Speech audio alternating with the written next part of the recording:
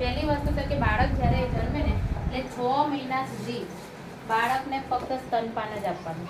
સ્તનપાન એટલે બાળક માતાનું ધાવણ, એના સિવાય બીજું કશું ઉપરી આહારમાં આપવાનું નહીં. ગમે તેવો ઉનાળો હોય તો બી પાણી બી નહીં આપવાનું. 6 મહિના પૂરું થઈ જાય પછી આપણે આંગણવાડીમાં ઉપરી આહાર ચાલુ કરશું.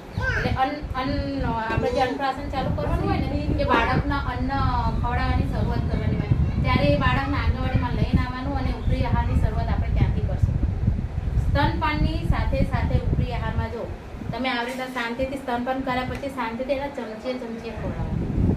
અને એની માત્રા કેટલી હોવી જોઈએ કે એની માત્રા પહેલો 6 થી 9 મહિનાનું બાળક જ્યારે થાય ને ત્યારે જો એ વાટકીનું માપ કેવું નાનું છે, 50 ગ્રામ કેવી હોય તો 3 વાટકી દિવસ દરમિયાન 6 થી 9 મહિનાનું બાળક થાય ને ત્યાં સુધી.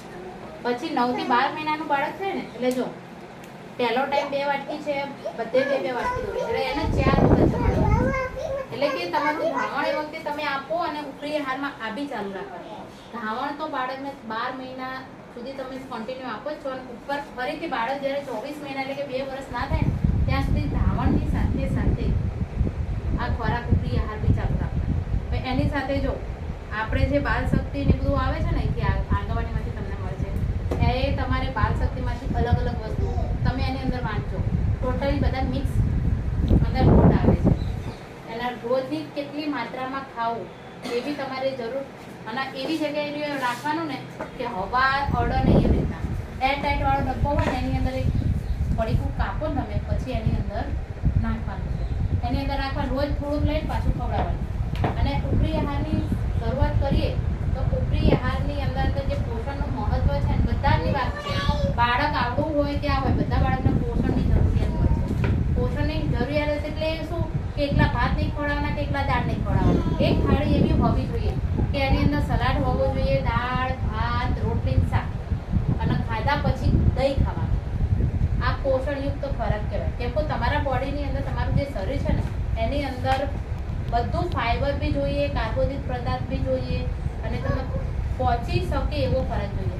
અત્યારના છોકરાઓ પડીકા તમે લોકો ખવડાવશો, પડીકાને પચતા બહુ વાર લાગે અને પડીકાના અંદર એ કેટલા 6 મહિના સુધી એની એક્સપાયર ડેટ હોય છે. 6 મહિનાની કેમ રાખ્યું હોય એની અંદર કેમિકલ બધું અંદર હોય જ. ત્યારે ખોરાક છે ને 6 મહિના તમે રાંધેલો ખોરાક 6 મહિના રહે ખરી રહે તમારો? રોટલી ભાખરી તમે કેટલા દિવસ રહે? અને પેલું પડીકો કેટલા દિવસ રહે છે? 6 મહિના 12 મહિના એટલે એનો મતલબ શું થયો? એની અંદર બહુ બધું ભેળસેળ કરવામાં આવે છે ને ખરાબ જ હોય છે. પડીકા તો બાળકના નાનું છે ને આ તમારું નાનું બાળક છે ને હું તો કહું છું ને ફ્રૂટ ઉપર રાખજો એક સમય. પડીકાની જગ્યાએ ફ્રૂટ લઈ આલો અને સુખડી બનાવો, લાડવા બનાવો, ખવડાવવું જ પડે. એવું નથી કે ભલે પડીકું ખાવાનું માંગે છે 6 મહિને એકવાર લઈ આપો પણ બહુ વધારે અતિશય નહીં. એના કારણે આમાં ઠીક થશે. બહુ ના ખાવા.